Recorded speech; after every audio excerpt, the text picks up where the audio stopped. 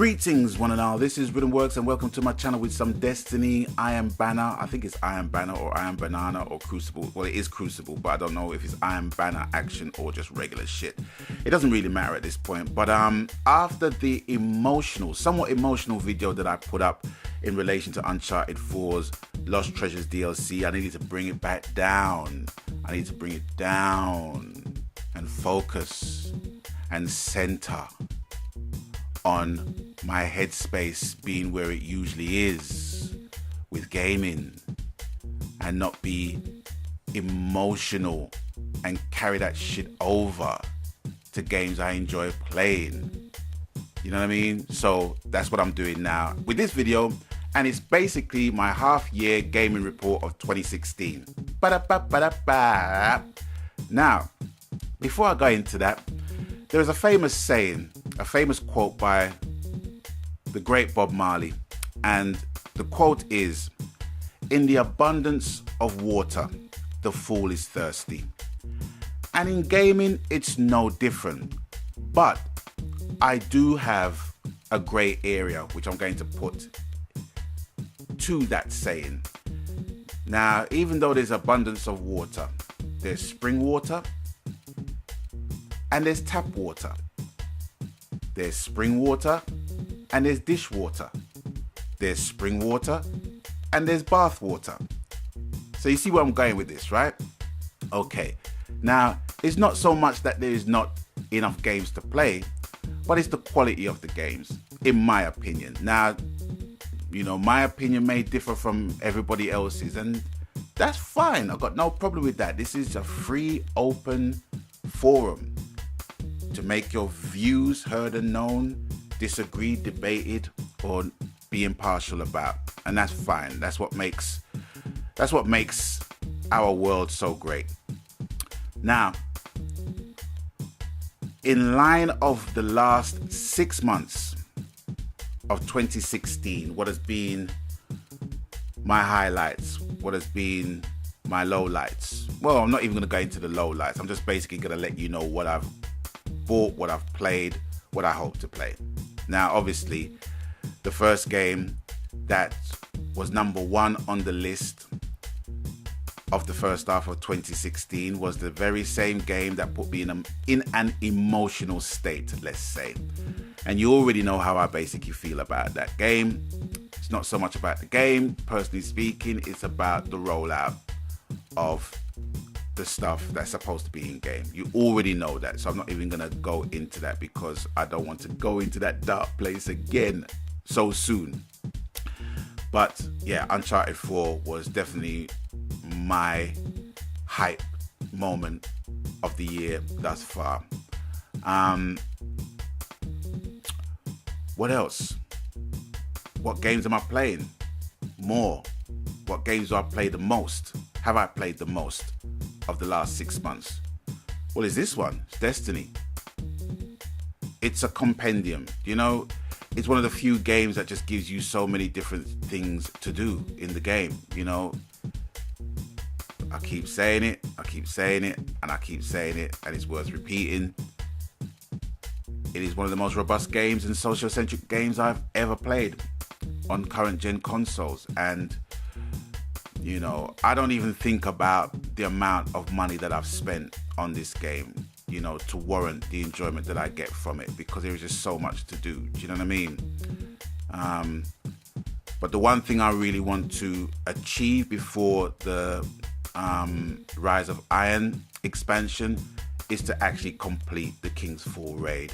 To me, that is the ultimate co-op experience. You know, some people just take it for granted because they've done it so many fucking times, you know what I mean, which is cool. But me being a co-op gamer, I like to co-op with friends, you know, not relatively with strangers. Do you know what I mean? You know, I don't, because you just don't know how they are, you know what I mean? You don't know how their mindset is. But sometimes, you know, you might meet you might meet what they claim to be as chilled adults who don't want no squeakers and no kids in the fire team. Do you know what I mean? I find that a bit discriminatory, but I can understand, and I can understand why people don't really want to even talk. But at the same time, when you're playing co-op, you got to fucking have some communication, or the experience is just cut into shreds.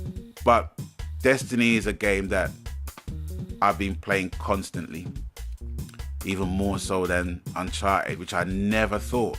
I thought that Uncharted would get equal amount of time for me, but just hasn't, for reasons I've already specified. But yeah, Destiny is a game that I continue to play, and looking forward to the Rise of Iron expansion with great interest. Now, what am I pre-ordered? What have I pre-ordered? Well, I have pre-ordered Battlefield 1 because out of Battlefield and Call of Duty, I'm more akin to Battlefield than Call of Duty. I have to say I'm not really feeling Call of Duty, you know, simply because of his persistent need to bring us into the future. And for me to witness DICE and EA taking Battlefield 1 to World War 1 is a brave move. You know, I did put in a forum that the bravery of the soldiers is ironically matched with the bravery of EA putting out a game like this. And as usual, some dumbasses didn't understand the irony in that statement, and they were cussing me out, basically saying, how dare you compare EA to the bravery of those soldiers that fought in World War One? To which I replied, well, how dare you come to me not knowing what the fucking word irony means? Some people just don't think. They don't read and think. You know what I mean? They just react. But anyway, yeah, Battlefield 1 is a game I'm definitely looking forward to playing. And I have to make another confession. And this might basically split opinions, but I have pre-ordered the PlayStation VR. Yes, ladies and gentlemen, I've pre-ordered the PlayStation VR. Now, why I don't sound too hyped about it is simply because, number one, is that my eyesight is not that great. I'm long-sighted, so I see things at a distance, but I can't see things close up because they get blurred. So it's making me think in relation to the PlayStation VR, what I'm going to need to do to combat that situation if it arises. And the simple thing is to wear my glasses. So I'm going to have a pair of glasses, the PlayStation VR, a headset, for me to basically be immersed in that experience. Now, for some people, you know, I've asked a couple of my brethrens on my PSN. One is basically saying, fuck no, they're not getting into that shit. Another one of my friends, YouTuber, basically stated, well, he sees it as a fad, but, you know, we'll wait and see, you know, and that's a measured response. That's basically the measured response I seem to hear on different forums. And there are people that just want it to fail. And I don't understand that mentality. It's like, you know, okay, VR is the next generation of consoles, if you like. And people say, oh, fuck it, oh shit, I want it to fail. I want it to fail. You know what I mean? It's like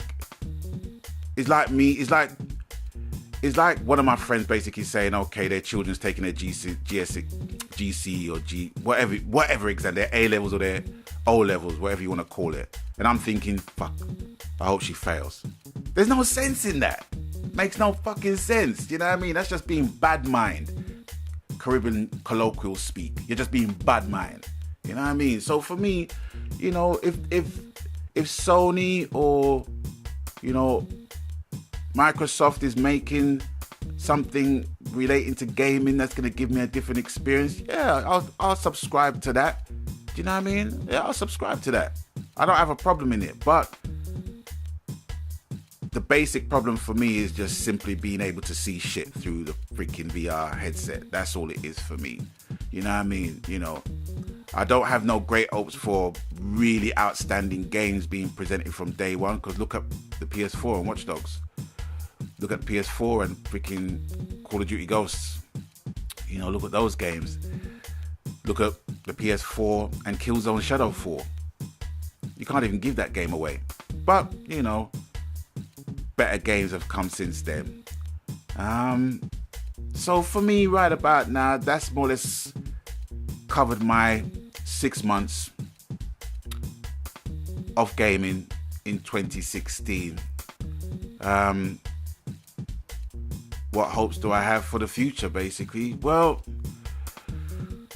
the Neo Scorpio argument, that is another video yet again, and I think that's going to be only be made applicable once those consoles are out in the marketplace, because we can speculate for days and weeks and months, and until we actually see that shit in practice, you know,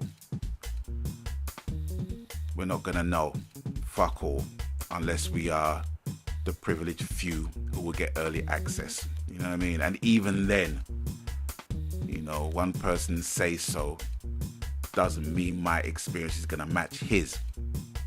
But yeah, that is more or less my half-yearly second quarter gaming report of 2016. Let me know what has been in your report, as it were. Has there been any games that you considered to be game of the year? What's the word? Worthy of being a contender for game of the year. That's what I meant to say. In my opinion, I think the game of the year is yet to be released, personally speaking. It'll be very interesting to see how Call of Duty Infinite Warfare pans out, because I don't really have much hopes for that. And I think the way how Infinite Warfare is being sold to us, or being marketed to us, is actually an insult. It really, really is.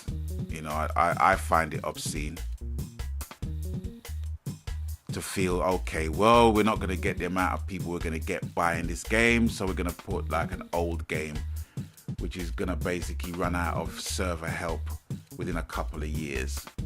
So, you know, pay for that. But anyway, that is all for me for now. And thank you for watching. Thank you for stopping by. And as always, you done know the coup, whatever the game, media, platform, format, genre, happy gaming, because that's what it's all about. Ladies and gentlemen, boys and girls, brothers and sisters. And until I catch you on the next one, please stay blessed. Magan.